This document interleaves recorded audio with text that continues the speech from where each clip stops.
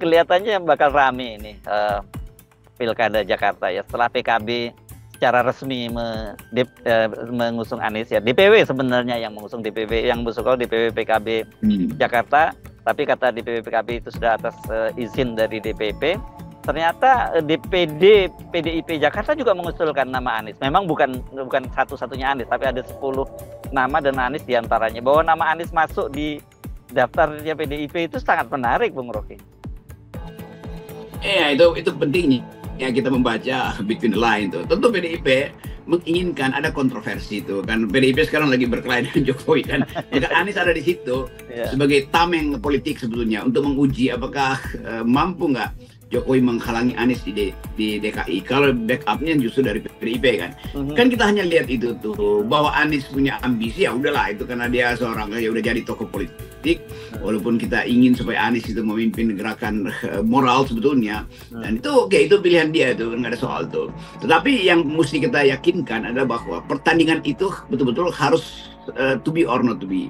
Jangan sampai sesuatu dipasangkan lagi pada Anies, Kaisang misalnya. Lu Anies dengan sangat pragmatis menganggap ya boleh aja tuh, yang penting DKI. Itu ukuran di situ adalah ukuran moral di situ kan. Kalau mau berkelahi demi mempertahankan eksistensi dia sebagai politisi oke aja, tetapi juga itu adalah umpan yang sangat berbahaya tuh. Kalau misalnya ada ketidakcukupan atau survei lalu tiba-tiba ada satu partai yang usulkan aja bahwa ya udah dengan Kaisang aja itu. Jadi ukurannya di situ. Jadi kita ingin semua pikiran tentang Jakarta itu dimaksudkan untuk menghalangi dinasti politik Jokowi beredar lagi. Ibu kotanya itu. Nah tetap ini kita harus menganggap bahwa di era terakhir Pak Jokowi itu segala macam siasat akan dia keluarkan itu. Bahkan siasat yang nggak bisa dibaca oleh iblis pun akan dia keluarkan tuh. Jadi semua hal yang kita duga sejak awal bahwa tidak mungkin Jokowi menginginkan Anies itu kalau tidak ada tukar tambahnya itu. Walaupun tadi PDIP tentu akan menganggap ya udah dengan Anies sudah cukup. Tetapi Jokowi punya banyak sprindik sebagai presiden yang masih berkuasa, dia punya banyak cara untuk mempersoalkan legitimasi dari Anies itu. Nah sekali lagi kita ingin hati-hati melihat itu, bukan hati-hati sebetulnya. Kita mau lihat itu dengan mata hati, bukan dengan mata otak. Kalau mata otak ya itu setiap orang yang maksudnya tentu dengan mudah mengatakan anything goes, apapun jalan tuh. Jadi termasuk keterangan pertama dari Anies misalnya kan bisa aja itu gimmicknya nggak ada soal. Anies bilang iya gue mau asal jangan Kaisang, kira-kira begitu kan, supaya terlihat dari awal bahwa posisi Anies itu adalah untuk menantang Jokowi.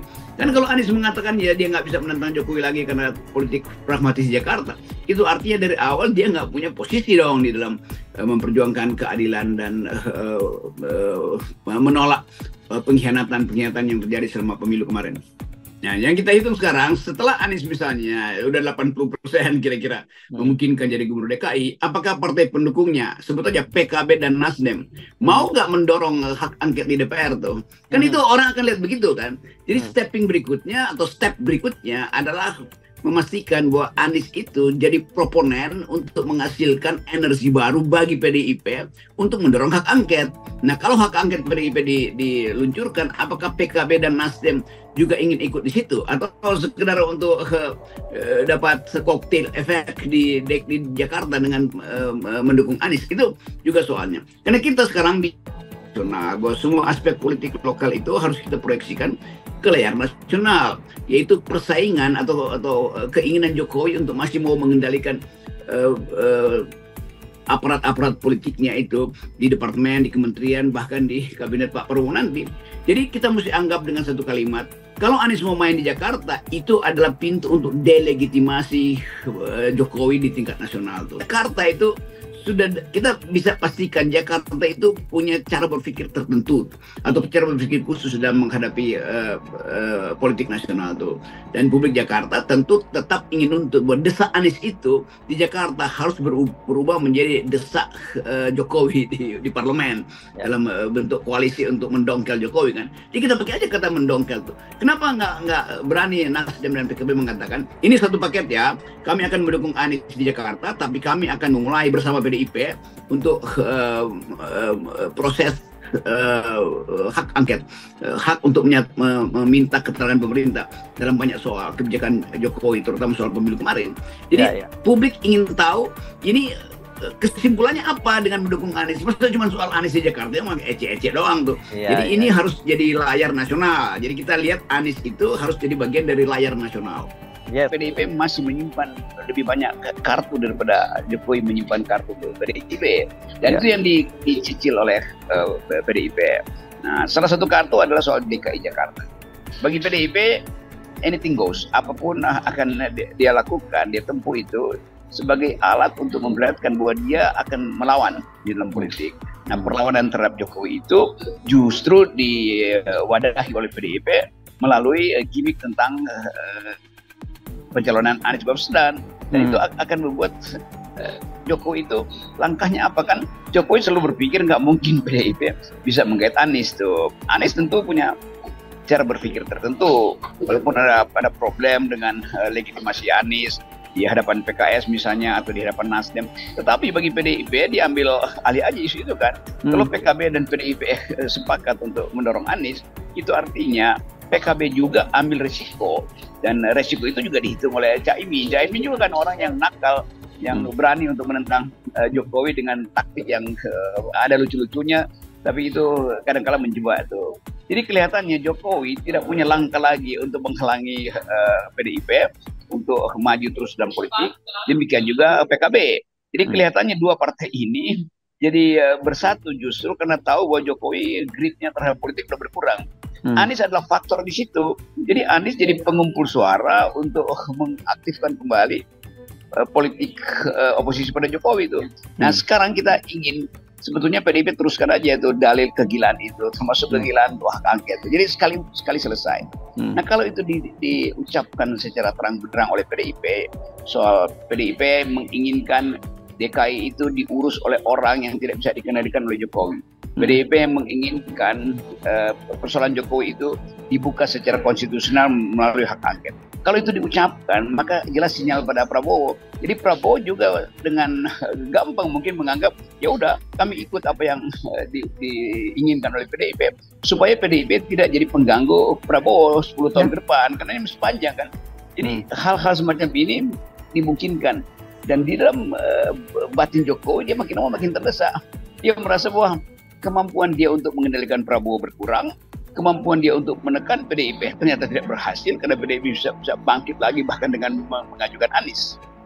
Ya kan, ini semuanya soal politik praktis tuh, yang apapun yang terjadi itu anything goes, apapun bisa dijalankan, bahkan secara sangat oportunistik.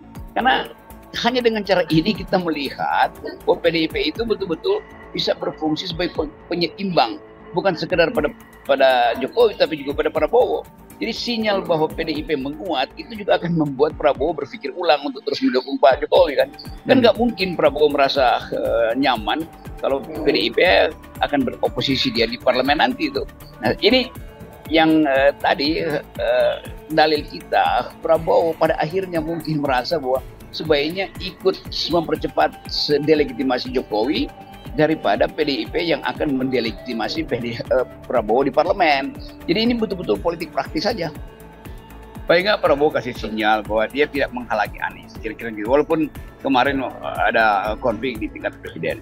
Tetapi bagi Prabowo lebih baik dari awal menyatakan diri akan secara sinyal untuk tidak mengikuti perintah Jokowi, ketimbang dia masih bermain-main seolah-olah dia akan meneruskan proyek Pak Jokowi. Walaupun Jokowi juga tahu bahwa ya apapun Prabowo itu adalah leader, seseorang yang mungkin akan meninggalkan Jokowi. Jadi kecemasan Jokowi hari-hari ini justru karena dia takut ditinggalkan Prabowo dan takut bahwa PDIP menang di Jakarta. Kalau dia PDIP menang di Jakarta itu artinya Jokowi itu udah selesai itu masa kepemimpinan dia.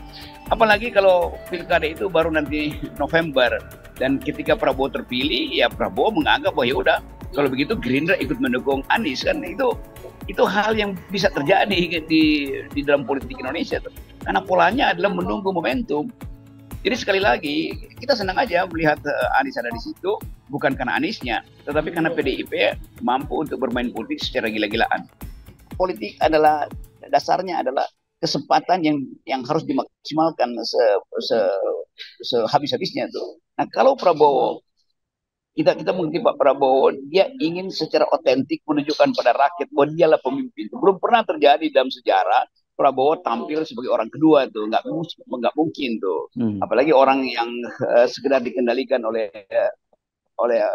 pejabat sebelumnya itu presiden tuh. Jadi dari segi watak Pak Prabowo pasti akan mengambil segala cara untuk menunjukkan bahwa dialah yang memimpin. Ada Gibran di situ, tetap Prabowo kami ya Gibran itu adalah wakil saya dan bisa saya tidak fungsikan tuh. Kaisang pasti akan dibatalkan. Kalau Kaisang minta dukungan Gerindra, pasti Gerindra akan batalkan tuh. Kan nggak mungkin Anies akan nego dengan Gerindra hanya karena Gerindra ingin mencalonkan Kaisang tuh. Anies merasa bahwa sudah cukup di Jakarta PKB, PDIP dan PKS sudah cukup buat dia tuh. Jadi sekali lagi ini beban yang pasti ditanamkan sejak awal oleh sejarah untuk menghukum Jokowi. Jadi sejarah selalu begitu. Ada kemampuan manusia-manusia yang berakal sehat untuk mempermainkan politik akal buruk dari Jokowi, kan itu intinya begitu kan.